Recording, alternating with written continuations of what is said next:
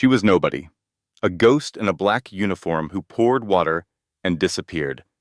But one night, a single pair of trembling hands stopped the most feared man in Chicago cold and made him smile for the first time in years.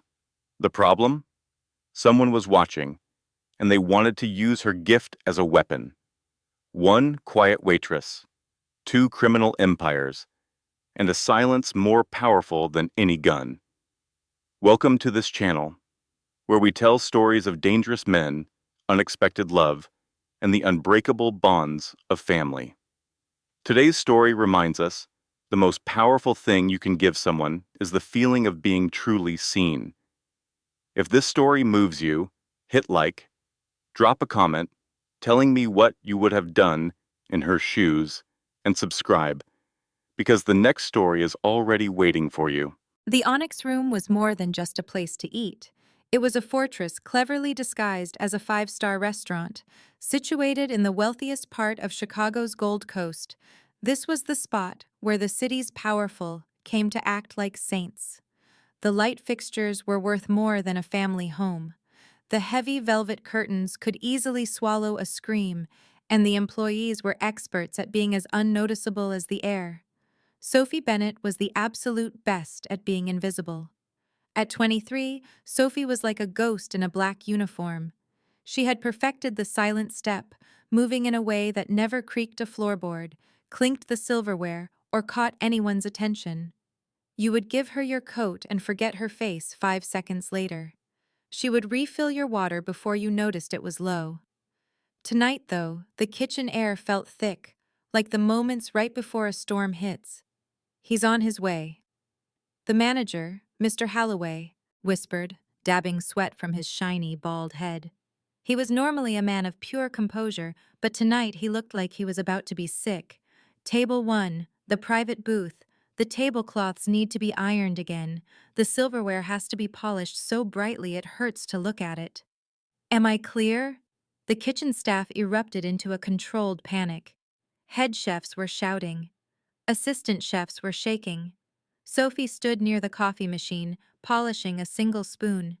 Her heart beat a slow, frightened rhythm inside her chest. "Who is coming?" asked Chloe. She was a new hostess wearing too much makeup and possessing too little common sense. "Moretti," a cook answered without glancing up from the onions he was chopping. Dominic Moretti. The name landed in the room like a block of concrete. Dominic Moretti. The newspapers described him as a business consultant. The streets knew him as the undisputed new king of Chicago. He took charge of the family operations 3 years ago after his father was shot on Wacker Drive. After that, the crime rate in his areas of control actually fell, mainly because any unsanctioned criminals just disappeared. He was 32, brutally handsome, and known for being a man of few words. If Moretti was speaking to you, you were fine. If he stopped speaking, you were already gone. "He has a guest," Halloway said sharply, snapping his fingers toward Sophie. "Bennett, you are handling water and bread service on the main floor. Do not go near table 1. I am assigning Pierre to that table. Pierre knows how to handle our more demanding clients." Sophie just nodded, keeping her eyes down. "Yes, sir."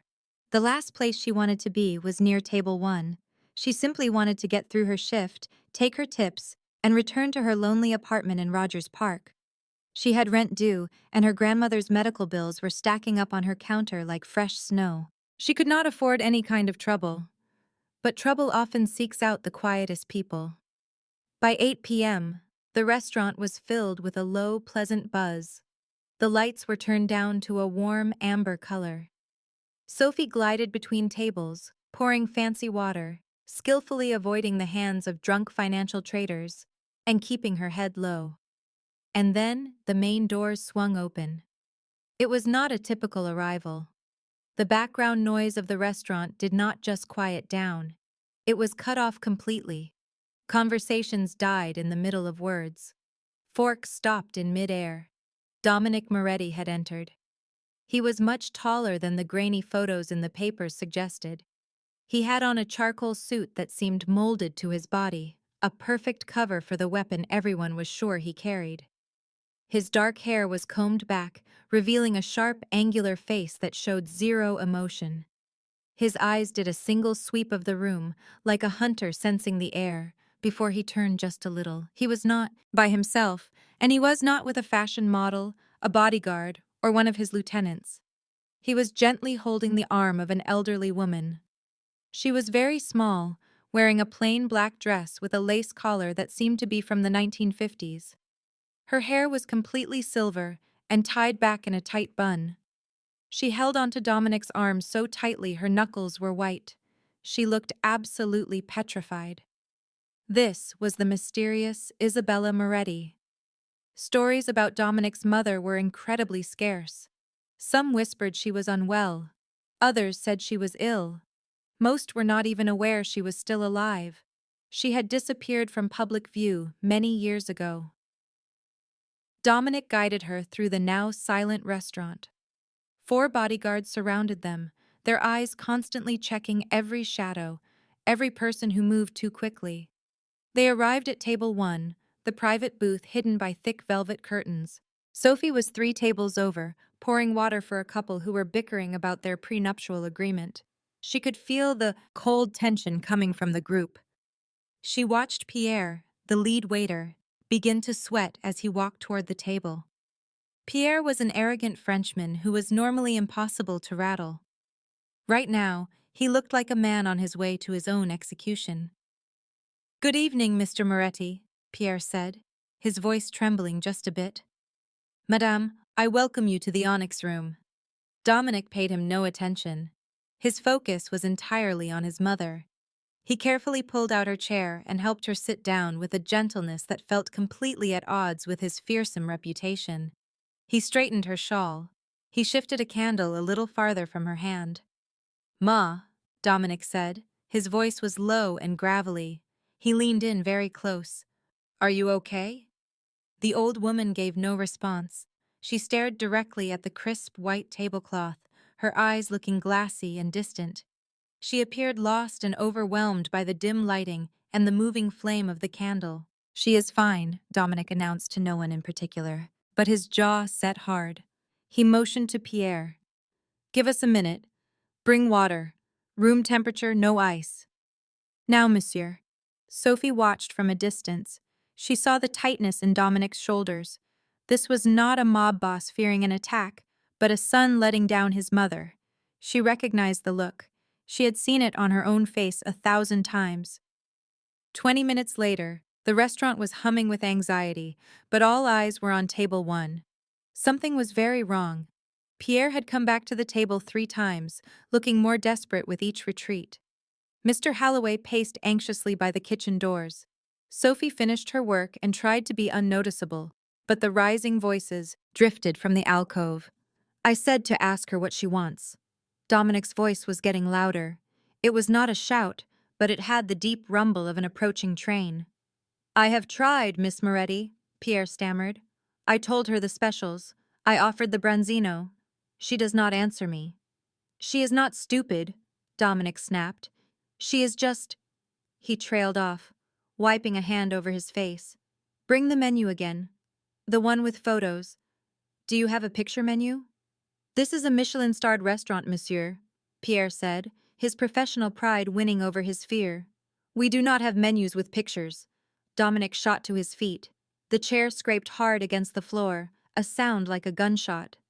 "Then find out what she will eat," Dominic growled. "She has not eaten for 2 days. She is scared. She is confused. And you are just standing there speaking French words she does not understand." "I am speaking English, sir. She cannot hear you," Dominic finally roared. The entire restaurant fell completely silent again.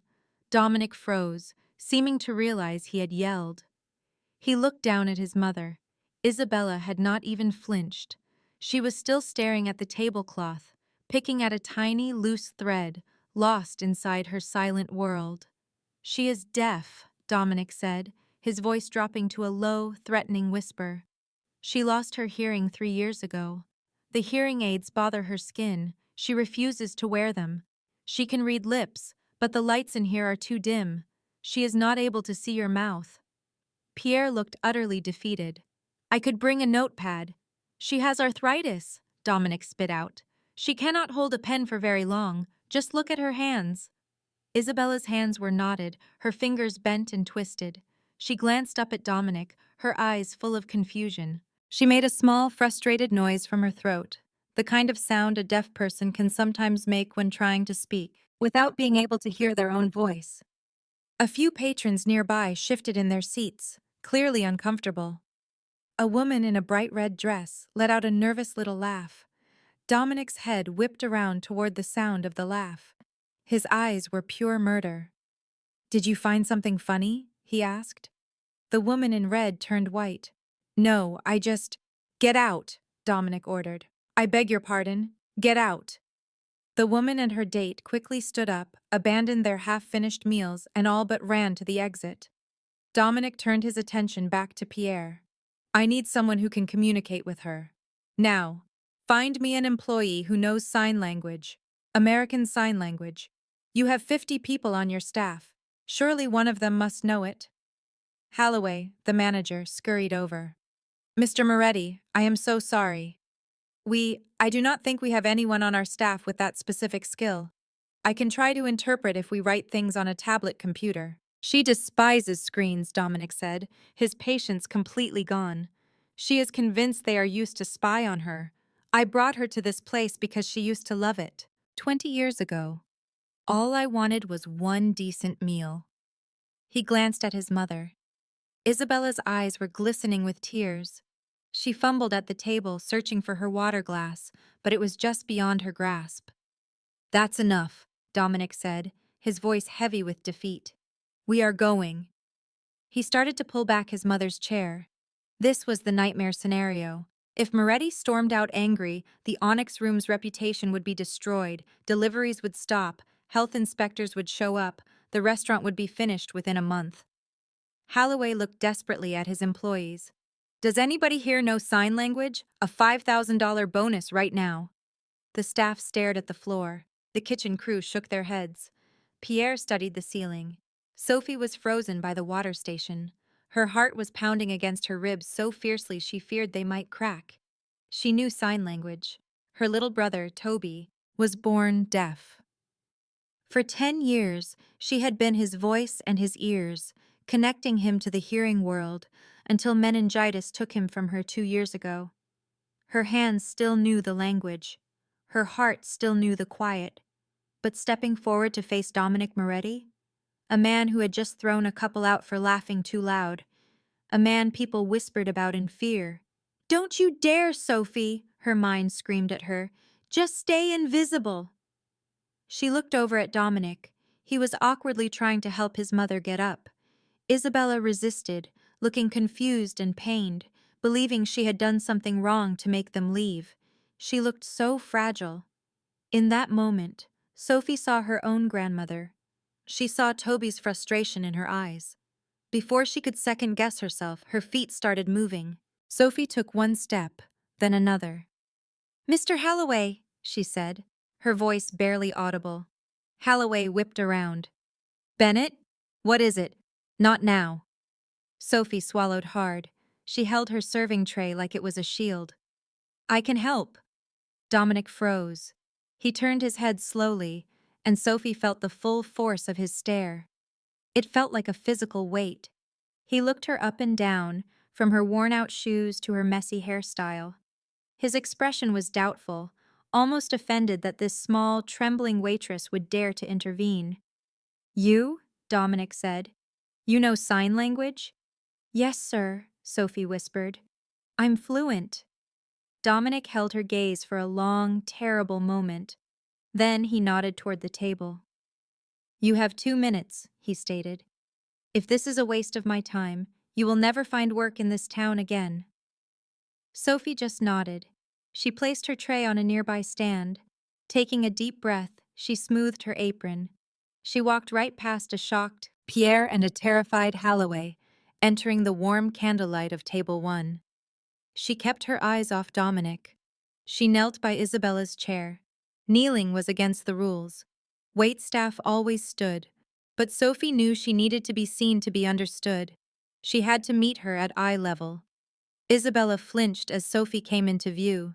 The old woman's eyes shot to Dominic, filled with panic. Sophie offered a smile. It was not the required smile for customers. It was gentle and real. She lifted her hands.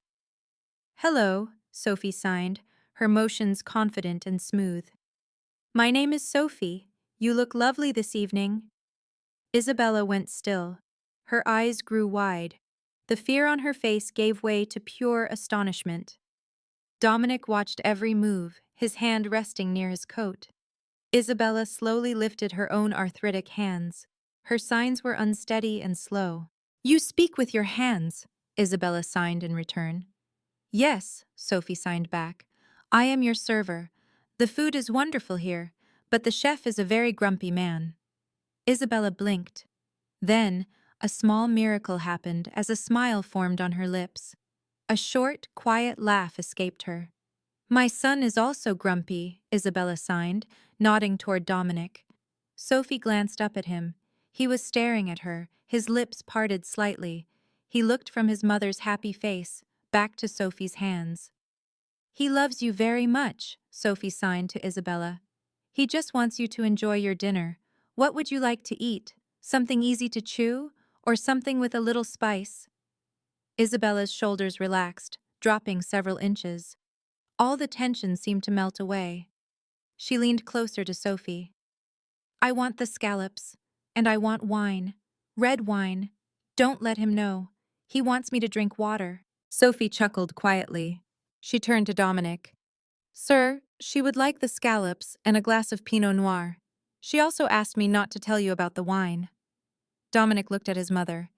Isabella met his gaze with a defiant look, clutching her napkin. For the first time that night, the hard look in Dominic's eyes softened. He looked at Sophie. He truly saw her. "She wants wine?" he asked, his voice now much softer. "Yes, sir." "Bring her the entire bottle," Dominic said. Sophie turned back to Isabella and signed. "He said okay. You are the boss." Isabella beamed. She reached over and gently patted Sophie's cheek. Dominic slowly sat back down. His bodyguards eased up. Holloway leaned against a wall, sighing with relief. "What did you say your name was?" Dominic asked, his eyes fixed on Sophie. "Sophie, sir. Sophie Bennett." "Sophie," he said again, as if testing the name. "You are not going anywhere, Sophie. You will be serving this table tonight. Only you. Tell Pierre to leave." "Yes, sir." Sophie got to her feet, her legs shaking. She had done it. She had made it through. But as she walked toward the kitchen, she felt Dominic's eyes on her. He was not looking at her like she was a waitress anymore. He was looking at her like a problem he was determined to figure out. That is when she noticed him. A man was at the bar, 3 seats away, watching everything in the mirror's reflection. He was not watching Dominic. He was watching her. And when their eyes met, he tapped the side of his nose twice. A chill went through Sophie. It was the signal. Sophie hurried to the kitchen, her heart pounding a wild rhythm.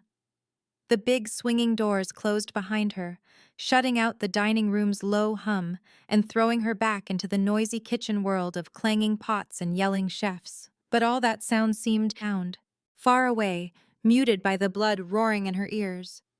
Holloway rushed over, his face red with excitement. "You are a miracle worker! I saw them laughing. Laughing. The Moretti table is actually laughing. Do you have any idea what this means for us?"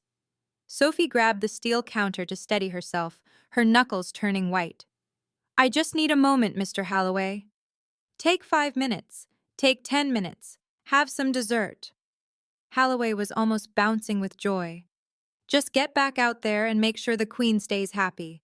If tonight goes well, I see a big promotion coming your way." Sophie just nodded, feeling numb. She ducked into the dry storage pantry and shut the door. In the faint light, surrounded by bags of flour and huge cans of tomatoes, she finally let the fear wash over her. She slid to the floor and hugged her knees. That man at the bar. She knew who he was. Not by name, but she knew his kind. He was Mick the Rat, O'Shea. He was a low-level enforcer, a collector for the O'Hanlon crew, the Irish syndicate that ran the Southside docks. They were the reason her father had skipped town 5 years earlier, leaving Sophie and her frail grandmother with a massive debt that never got any smaller, no matter how many extra shifts she picked up. The tap on the nose was not a friendly gesture, it was a clear message. "We are watching you. We know this is where you work. We know where your grandmother lives." And now, the O'Hanlons saw her getting friendly with Dominic Moretti, who was a bitter rival to every other crime family in Chicago. To a guy like Mick, this did not look like good customer service.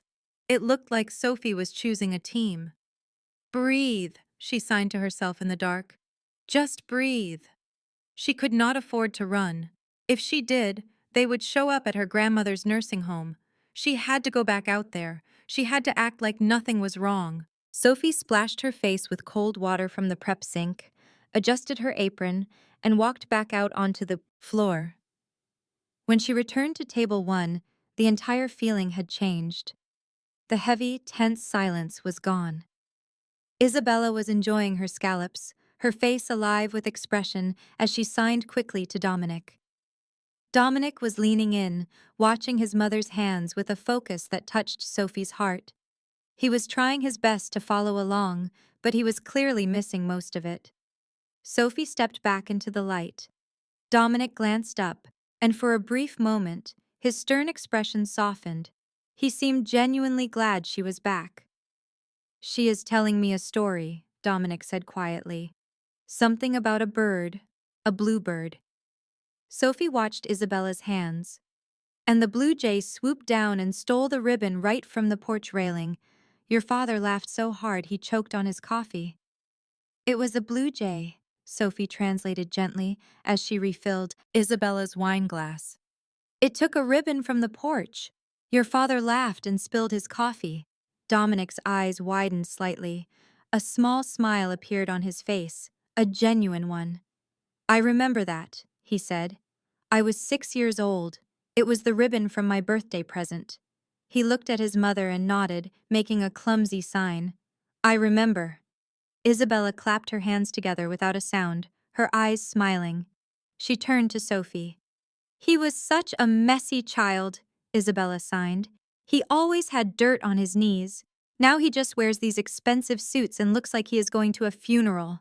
Sophie had to suppress a giggle. "She says you used to be a messy boy, and now she thinks you dress like a funeral director." Dominic actually chuckled. It was a deep, rough sound, like an engine that had not been started in years. The noise made people at other tables turn their heads. The entire staff froze in place. A laugh escaped Dominic Moretti.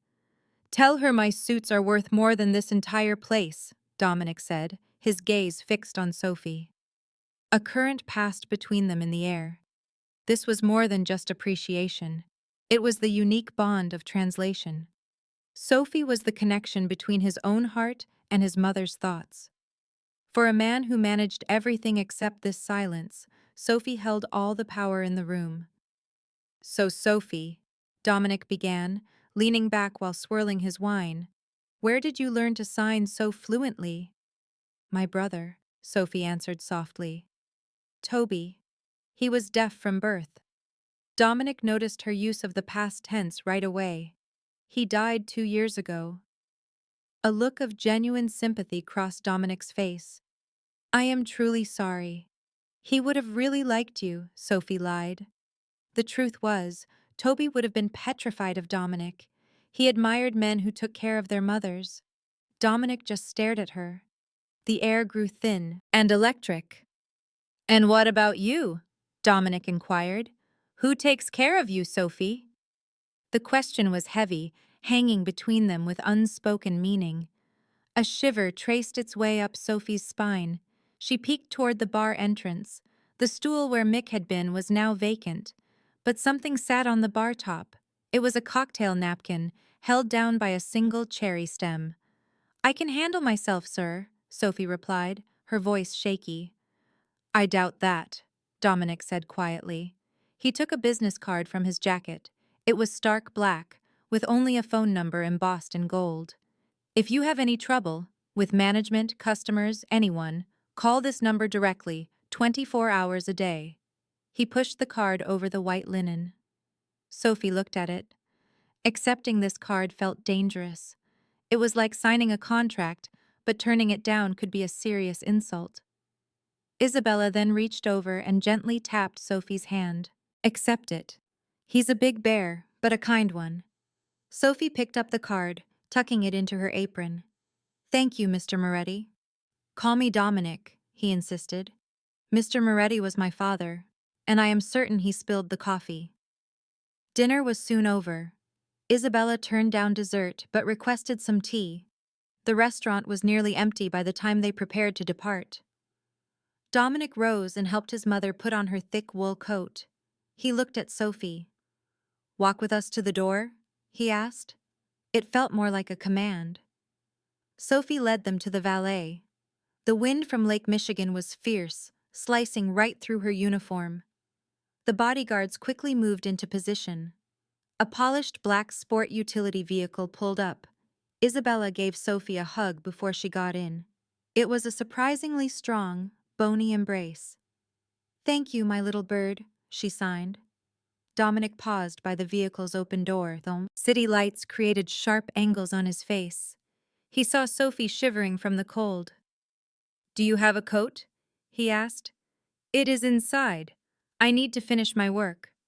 Right, he said, pausing as if he had more to say. The tip was included. But this? He put a thick fold of bills into her palm. This is for the conversation. You let me speak with my mother again tonight. I do not forget a favor, Sophie. It was my pleasure, Dominic. His eyes met hers for a moment too long before he gave a nod and entered the car. The heavy door clicked shut. The vehicle sped off, vanishing into the Chicago evening. Sophie remained for a second, holding the cash. She felt a warmth spread through her despite the chill. Then, the napkin came to mind. She rushed back into the restaurant, dodging busboys who were clearing tables, and went straight to the bar. The napkin was right where she saw it. She grabbed it. Scrawled in what looked like red ink from a drink stirrer were 3 words. The alley. Now. A wave of dread washed over Sophie. She glanced at the rear exit. That alley was the only route to the employee lockers and her bus stop. She checked the front door. It was locked. Her manager had already lowered the security gate. The only way out was through the back. She had been cornered. The alley behind the Onyx room was a tight channel of brick and steam. Dumpsters were pushed against a wall, full of the evening's garbage. A single unstable bulb over a steel door provided the only light. Sophie walked outside, pulling her coat tightly around her. The frigid air was thick with the smell of trash and snow. She gripped her purse with both hands until her knuckles turned white. Hello? She said in a low voice. There was no reply, only a far-off siren and the sound of dripping water from an air conditioner. She began to walk quickly with her head down, focused on the streetlight at the far end. Her shoes echoed against the damp concrete. Click, clack, click, clack. Then, a figure separated itself from the shadows. In a blur. Sophie gasped and quickly turned. Mick O'Shea appeared in the faint light. He was a thin man with a sharp face and eyes that looked like shattered glass. He had on a worn leather jacket and was chewing a toothpick. 2 more men stepped out from behind the dumpsters. They were larger, moving with less grace, and wore hooded sweatshirts. Mick, Sophie whispered, I do not have the money. Not before the 1st of the month. You know how it works. Mick let out a dry, rasping laugh. He moved in closer, invading her personal space. She could smell old cigarettes and strong peppermint liqueur on him. This is not about the money, sweetheart, though the interest keeps growing. Your grandmother's care facility is expensive, isn't it? Do not bring her into this, Sophie warned, her voice trembling. I am just a caring person, Mick mocked. He reached out to touch the collar of her coat. We saw you in there with the butcher, looking very friendly. A lot of gesturing, a lot of smiling. I was only doing my job, Sophie explained, stepping back until she was against the brick wall. His mother cannot hear. I was interpreting for them, that is it. Mick smashed his fist on the wall beside her head. Sophie winced, letting out a small whimper. "Do not lie to me," Mick growled. "You were whispering to him. You were smiling. Moretti never smiles. What did you say? Did you mention us? Or your father's debt?" "No, I promise. We only discussed the menu." "Nonsense," Mick spat. He leaned forward until his nose nearly touched hers. "This is the situation, Sophie. You have a special opportunity. You are going to be our informant now. Since you are so skilled with your hands, you will use them for us." "What? What are you saying?" "The next time he visits, you pay attention. You learn where his shipment is going next Thursday and who he is meeting." Mick smiled, showing stained teeth. "And if you refuse, well, old women have very fragile bones. Accidents happen in those places all the time. A fall down the stairs, a slip in the shower." Sophie felt sick to her stomach. "Please, I cannot do that. He would kill me." "He might," Mick agreed with a shrug. "But I certainly will. So it is your choice. The butcher or the rat?" He reached for her pocket. Sophie stood perfectly still. He took out the bills Dominic had given her. "Think of this as your first payment," Mick said, stuffing the cash away. "Now leave, and do not forget, we are always watching." Mick started to leave with his men laughing behind him. Sophie collapsed against the wall, hot tears streaming down her face. She felt nauseous. The money was gone. She was caught between two dangerous groups, and her grandmother was now in danger. "Hey, Mick!" A voice echoed from the shadows. It was not Sophie's. This voice was deep, steady, and held a frightening amount of authority. Mick stopped cold. He slowly looked toward the alley's entrance. A man was silhouetted by the streetlights. The red glow of a cigar briefly lit up a strong jawline. It was Dominic Moretti, and he had company. Two of his bodyguards, who were like mountains in wool coats, were blocking the only way out. "Mr. Moretti?" Mick stammered, all his confidence gone. We were just talking with the young lady. We are old friends of the family." Dominic took a long pull from his cigar and blew out a cloud of smoke. He walked ahead, his steps slow and measured. He came to a stop 3 feet from Mick, looking down at him. "She is a waitress, Mick," Dominic said in a relaxed tone. "She brings out pasta. She serves wine. She does not have acquaintances like you." "It is a simple misunderstanding, Dom, Mr. Moretti. Her dad owed money to the O'Sheas. We are just trying to collect. Is that so?" Dominic glanced over at Sophie, who was crouched by the wall. She was trembling uncontrollably. For a brief moment, Dominic's eyes softened, but they turned to stone when he looked back at Mick. "She assisted my mother this evening," Dominic said quietly. "She made my mother smile. Do you have any idea how seldom that happens?" "Look, you can have the money," Mick pleaded, taking the cash from his pocket and offering it with a shaking hand. "You keep it. We are even." Dominic glanced at the money. Then he stared at Mick's hand. "You touched her," Dominic said. It was a statement, not a question. "You put your hands inside her pockets. Get him." The order was almost a whisper. The two bodyguards moved with incredible speed. Mick was slammed against the dumpster before he could even cry out. His two accomplices looked at each other and then fled, sprinting past Dominic. Dominic did not even glance their way. He allowed them to escape. He was only interested in the rat.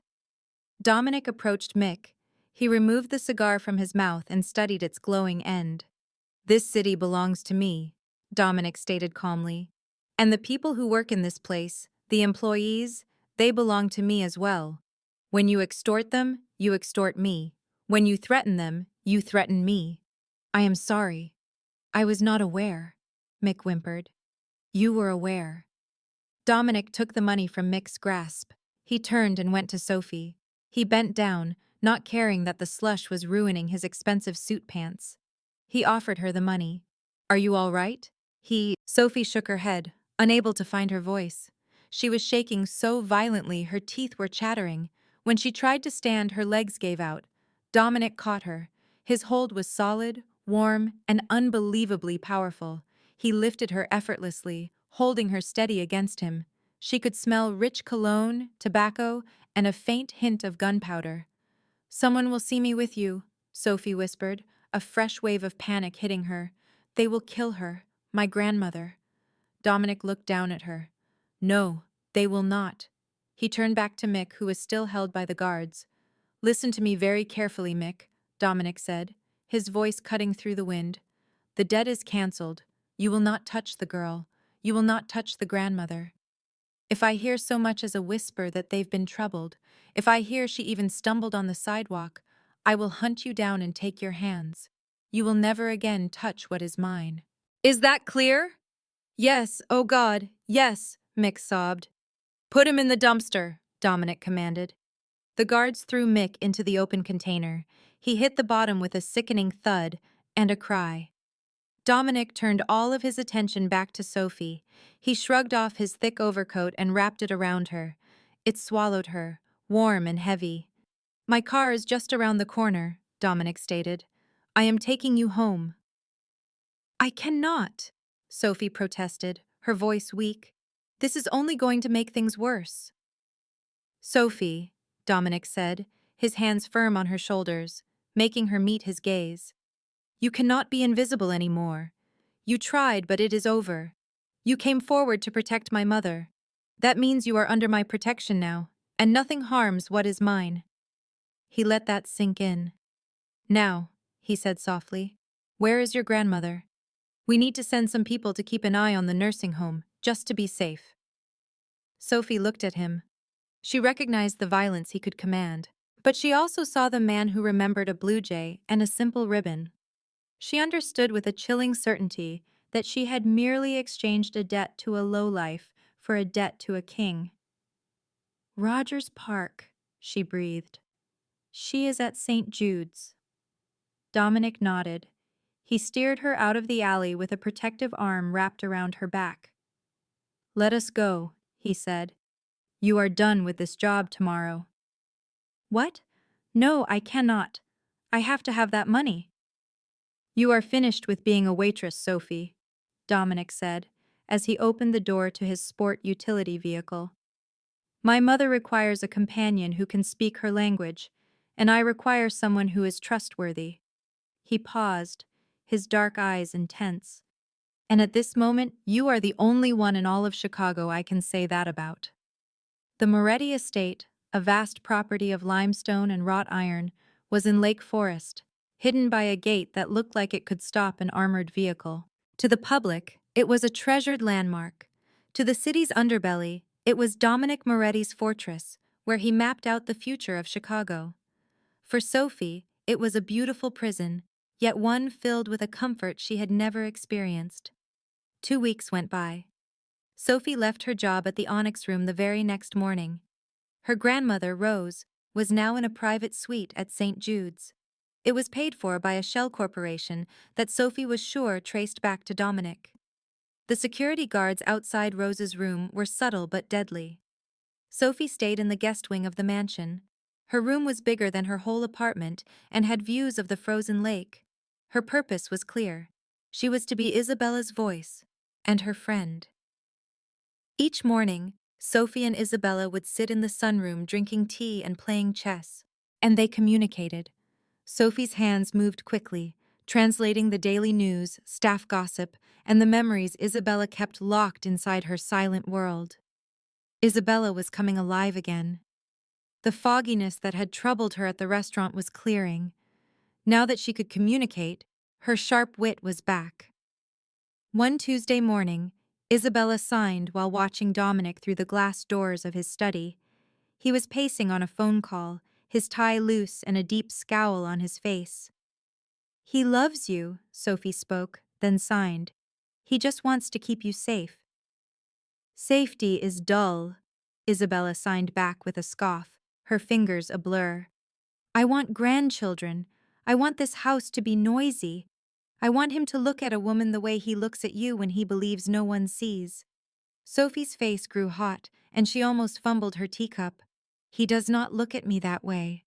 I may be deaf, little bird, but I am not blind." Sophie glanced towards the study. Dominic had stopped pacing. He looked up and their eyes met through the glass. His scowl softened, replaced by a subtle, almost unnoticeable nod. The link between them felt like a live wire, humming with tension. The truth of her new situation became clear later that night. Dominic came into the library while Sophie was reading.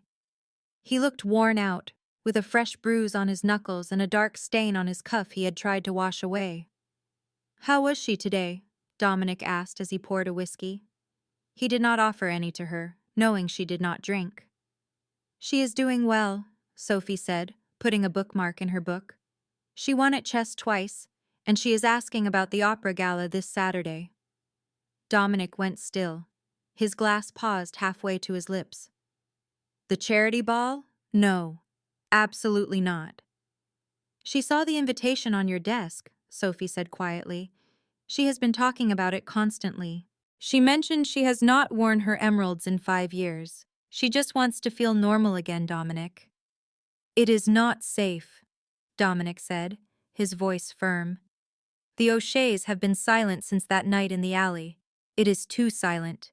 Taking her out in public would be a security nightmare." "She is your mother, not an inmate," Sophie retorted, surprised by her own courage. Dominic wheeled on her, his eyes blazing. "Do you have any idea what happens if I make one mistake? Do you understand what men like Mick O'Shea do to get to someone like me? They do not target me. They target what I love." He stopped talking. The silence that followed was heavy and absolute. "What I love."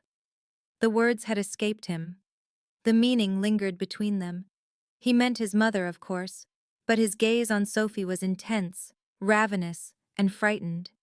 It hinted that the list of what he loved now included one more person. Sophie got up and went to him. She was no longer the timid waitress. Being in this house and witnessing the weight he carried had given her courage. "She has to have this," Sophie whispered. "And maybe so do you. You cannot protect everyone by locking them away forever." Dominic looked down at her. He lifted his calloused hand, his fingers brushing her cheek. His thumb gently traced her bottom lip.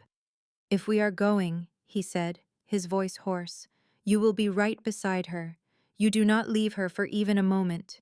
You will be her ears. You will be her protector." "I will not leave her," Sophie vowed. "And Sophie," Dominic leaned closer, resting his forehead against hers. "If something seems wrong, if you notice anything, you come to me. Do not try to be a hero. You run straight to me. I promise." Then he kissed her. It was not a gentle kiss. It was desperate, tasting of whiskey and fear, and a desire so profound it felt like she was drowning. When he pulled back, he looked like someone who had just accepted his destiny. "Find a dress," he said gruffly, turning his face away. "Something that costs a lot of money. We are going to the opera." The Chicago Lyric Opera House was a grand space of gold leaf and crimson velvet, alive with the city's most powerful people. Senators mingled with tech moguls, and crime bosses in formal wear clinked glasses with judges. It was the single night of the year when the boundary between legal and illegal vanished in the name of charity. Sophie was in a long-sleeved, backless gown of midnight blue silk that Isabella had picked out. She felt gorgeous, but also vulnerable. She stayed right at Isabella's side, constantly scanning the crowd, her hands prepared to sign. Dominic looked like a statue in his tuxedo. He navigated the crowd with a deadly elegance, shaking hands and offering tight smiles. But his eyes were always in motion. His best men were positioned around the room's edge, their earpieces concealed. Isabella was glowing. She was the center of attention, smiling as guests came to her, waiting for Sophie to sign their praise. "These people are all vipers," Isabella signed privately, a perfect smile on her face. "That man there in the gray suit owes Dominic $2 million. Sophie held back a laugh. "He says you are looking beautiful, Mrs. Moretti." Everything appeared normal right up until the intermission. The guests began moving toward the grand staircase to get champagne. The volume in the room grew into a chaotic mix of laughter, clinking glasses, and the orchestra tuning up. Sophie felt a strange sensation on the back of her neck. Her eyes swept across the mezzanine. Some waiters were making their way through the guests with trays. One waiter, a tall man with a scar over his lip, was not watching his tray. His gaze was fixed on Dominic. Sophie observed him. She understood the flow of service and the way a waiter should move. This man had the movements of a soldier. He lifted a hand, pretending to scratch his ear.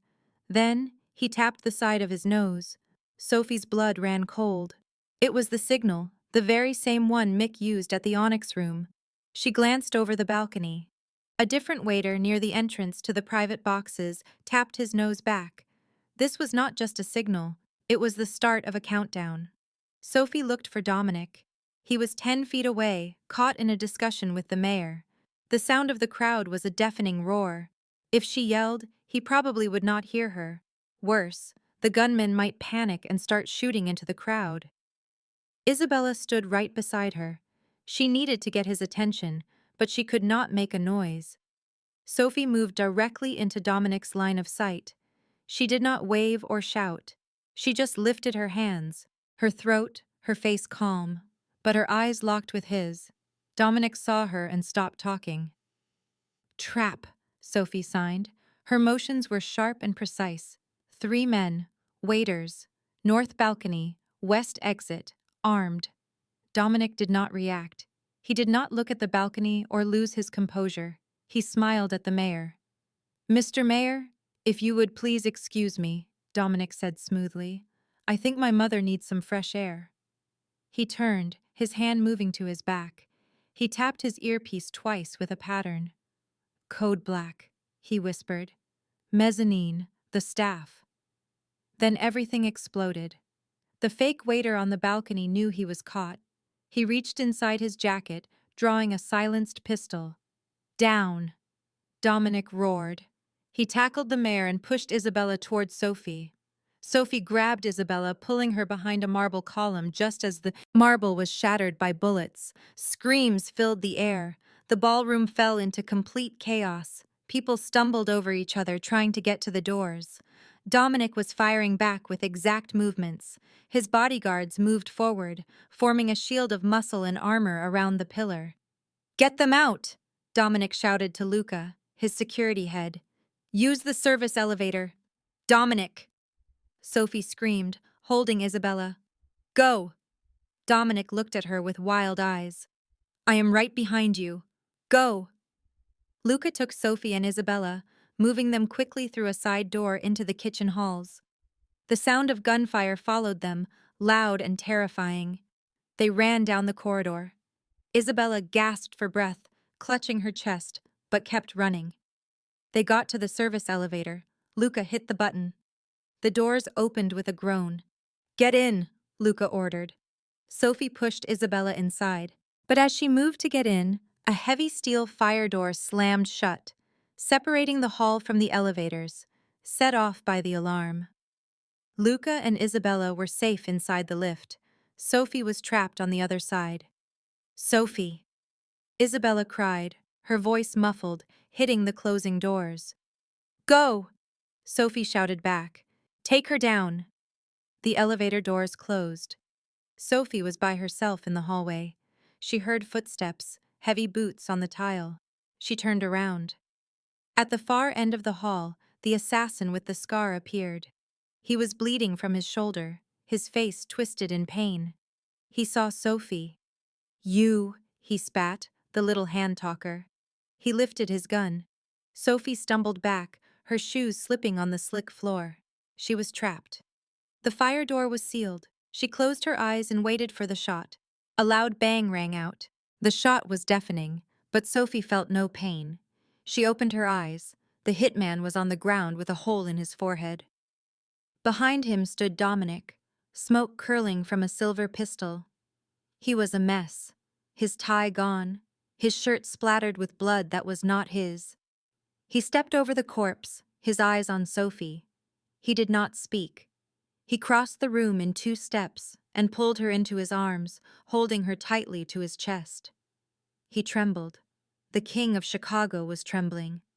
I told you, he said, his face buried in her neck, taking in her scent. I told you to stay with her. The door, Sophie sobbed into his ruined shirt. The fire door closed. I could not. It is okay, Dominic whispered, kissing her hair, her forehead, and her tears. You saved us. You saved everyone. I saw your hands. I saw them. He pulled away, holding her face. You communicated with me in all that noise. No one else could have done that. Is she safe? Sophie asked. Luca is on the radio. She is in the car. She is fine. Dominic's thumb caressed her cheek. But we must go. The Oanians. This was a suicide mission. They are desperate. He took her hand. Can you run? Yes. Then run with me. And do not let go. The war that came after lasted only 3 days. It was fast, brutal, and fought in secret. With the botched opera assassination, the Oanian family went too far. They threatened civilians, politicians, and the city's unspoken peace. Dominic did not have to do everything. The other families, disgusted by the recklessness and worried about the attention from the shooting, moved against the Oanians. Mikosha was discovered in a trunk at O'Hare, the Oanian. Leaders ran to Ireland, never to be seen again. By the 4th day, a calm fell over Chicago. But it was a new kind of quiet. It was the quiet of peace. Sophie sat on the terrace of the estate in Lake Forest, wrapped in a blanket. The winter sun was brilliant against the snow. She watched Isabella teach Dominic sign language. They sat on a bench near the garden. Isabella was laughing, showing Dominic how to shape his stiff fingers. No, like this, Isabella signed, thumb out. You are saying donkey, not stubborn. Dominic frowned, fixing his hand. Like this is better, Isabella signed. But you are still a donkey. Sophie smiled and brought the espresso tray to them. Dominic looked up at her. The bruises on his face were healing. He reached out and took the tray from her, placing it on the stone table. He then held her hand. Sit, he said. Sophie sat down. Isabella watched them with a sparkle in her eyes. She picked up her espresso and turned her chair toward the lake, giving them a private moment. The police report was released today, Dominic said softly. They are calling it a gang disturbance. No names were listed. You are in the clear, Sophie. You can return to your apartment. You can resume your life. Your grandmother's bills are covered for the next 10 years. You are free. Sophie felt a cold knot form in her stomach. Are you firing me? Dominic stared at the lake. I am giving you a way out. This life, you saw what it is like at the opera. It is dangerous. It is ugly. You do not belong in the dark, Sophie. You are too good. He released her hand. The gesture felt like a slap. I can have a car take you to Rogers Park in an hour. Sophie stared at him. She could see the hurt in his eyes. He was trying to keep her safe the only way he understood, by pushing her away. He was terrified that the next bullet would find its mark. She glanced at Isabella, who was watching a red bird in the snow. She looked at the house, a fortress that had become a home. Sophie got to her feet. Dominic flinched, thinking she would leave. Instead, she stood directly before him. She waited for him to look up, then she raised her hands. I was invisible for 23 years, she signed slowly. I was a ghost at a restaurant. I was a ghost in my own life. Dominic watched her hands, mesmerized. He understood it all. He had been practicing. You saw me, she continued. You gave me a voice. If I go back there, I will be invisible again. I do not want to be safe, Dominic. I want to be seen. She dropped her hands and spoke, her voice steady. I am not going anywhere unless you do not want me here. Dominic rose slowly. He looked at this woman, a quiet waitress who had walked into a dangerous place and calmed the chaos with only her silence. I want you, he said, his voice breaking. I want you more than my next breath. Then stop trying to make me leave. Dominic took a small velvet box from his pocket. He looked at it, then at her. I was planning to wait, he admitted. Maybe 6 months, maybe a year, to do this correctly. But I almost lost you in that hall, and I will not waste any more time. He opened the box. Inside was a ring, an old emerald surrounded by diamonds. It was Isabella's ring, one she had not worn in many years. My mother gave this to me this morning, Dominic said. She said if I let you go, she would cast me out. Sophie gasped, her hands covering her mouth in disbelief. Then Dominic spoke her full name, Sophie Bennett, as he knelt on one knee in the snow. He asked, "Will you be my voice? Will you be my heart? Will you marry me?" Sophie glanced over at Isabella. The older woman had turned back and was smiling widely, giving Sophie a double thumbs up. When Sophie looked back at Dominic, the most powerful man in Chicago was waiting for her answer. She did not say a word. She did not make a sign. She just knelt in the snow next to him and gave him a kiss. In that quiet winter garden, with only a deaf mother and a small bird as witnesses, the timid waitress accepted her crown. The conflict at the club had ignited a battle, but the quiet that followed started a new chapter, and that was the moment Sophie Bennett's life changed from serving drinks to running a kingdom. It was never about the weapons, the wealth, or the influence. It was always about the one thing Dominic Moretti could never purchase: a person who genuinely saw him. In a world filled with constant chatter, Sophie was the only one who could truly hear him. This content was carefully researched, developed, and manually edited by our team to deliver meaningful stories with valuable life lessons. Every narrative is crafted to entertain, inspire, and empower our audience. We believe that great stories can change lives, and we are committed to bringing you content that matters. Thank you for being part of our community.